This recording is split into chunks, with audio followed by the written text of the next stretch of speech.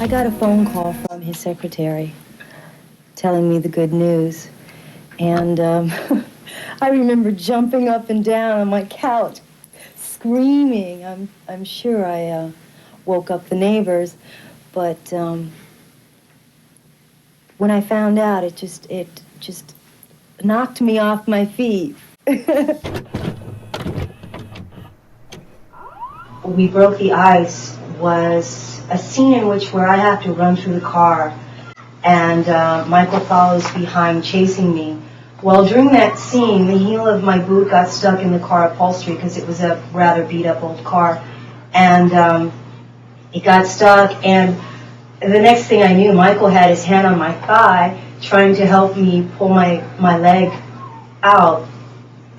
I freaked out. I couldn't believe that, he was touching me.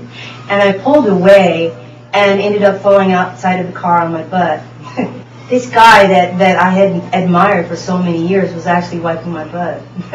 He'd say little things that were sweet, romantic, even sexy. And it was known. Many people knew of our feelings that we shared. Mrs. J told me that Michael spoke to her during the video one morning and expressed his love for me. She said, well, I know for a fact that Michael loved you. He was in love with you because when he was shooting the video with you, one morning, I came to his room and he sat on the edge of the bed, and I guess he looked very maybe depressed or in thought, I don't know. And she said that she asked him, what's wrong, Michael? What's wrong? And he said, well, this girl, Tatiana, I really like her. I really have feelings for her, but what do I do, Mother? And she said, Michael, just tell her. Talk to her, just tell her.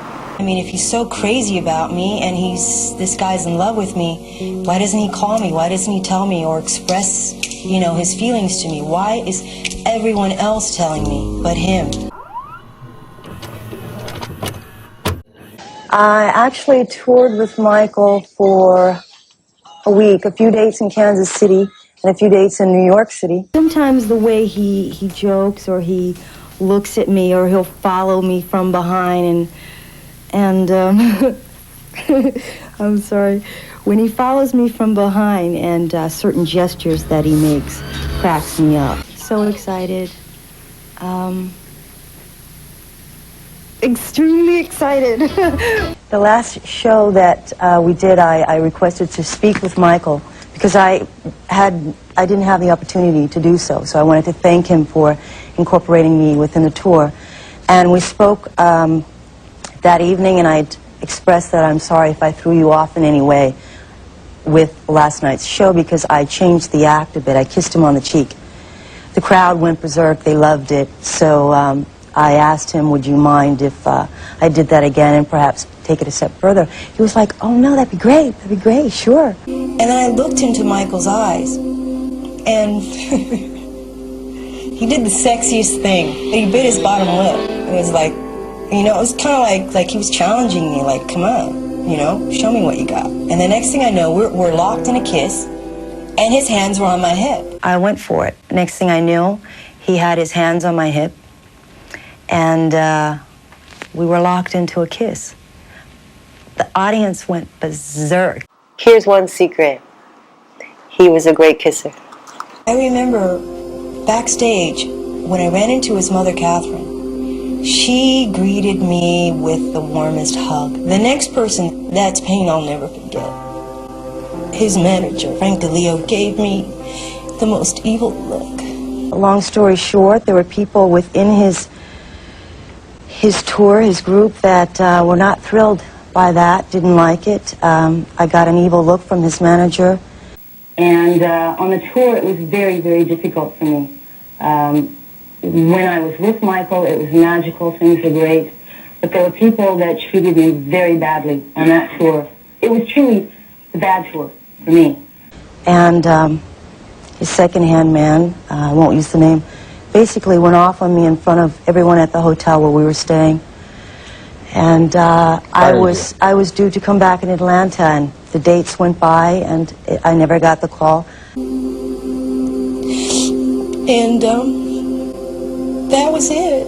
I was off the tour. It's hard because I never knew why, what happened, and what was wrong with that. And even his mother, Catherine, wanted to know, why were you fired? The family, in fact, had contacted me, and Majestic picked me up one day and he brought me to the house. And Catherine and I hung out in the kitchen talking, and she told me, she said, well, I know for a fact that Michael loved you. He was in love with you. But like I said, you know, when you're that big and powerful, there's always going to be people in your camp that will not necessarily welcome someone else coming in because of maybe money, position, or even love. And, you know, it just unfortunately didn't happen between us, but there was definitely at a time mutual feeling, and I even think love. I got alopecia, which is patches of hair loss, and mentally was affected by this for quite some time. I think sometimes it's still actually, if I allow myself to go that deep into it, it still bothers me. I had gone to his trailer to try and talk to him. And I stood there with Ricky Schroeder and Alfonso Ribeiro, and they went in to see Michael. And I stood outside waiting. And I never spoke to Michael again.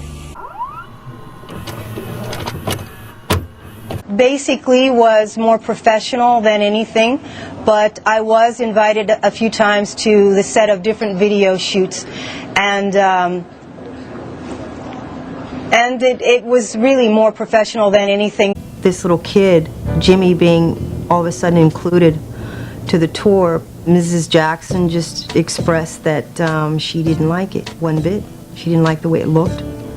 He had taken the boys shopping to a shopping spree to F.L. Schwartz and had bought the family a Rolls Royce.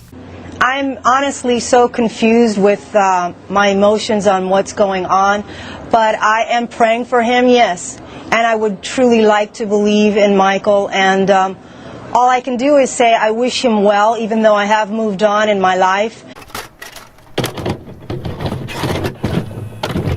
I'm devastated. I just truly can't believe that this day is here, and I'm trying to cope. We were not intimate, but you can never ever take away what I've shared with Michael, and it will always be sacred and precious. His handlers and people within his camp, they didn't allow us to really get to know one another more. The last time we spoke was 1991. I'm just praying he's at peace and he's happy and he's dancing and he's singing with all the other angels. It was the hardest day of my life. It was the worst day of my life. I have never been through such pain like that before. That really, that changed my life, you know. The little girl in me died that day with him. And my life is different. I do feel a difference. And I ask God constantly, you know, why him? Why am I still here? What is my purpose? And I truly believe that he's in a better place now. You know, that's something that I had, I think, held on to the hopes of always having the opportunity to talk with him. But I would basically tell him that that I loved him and that I always would.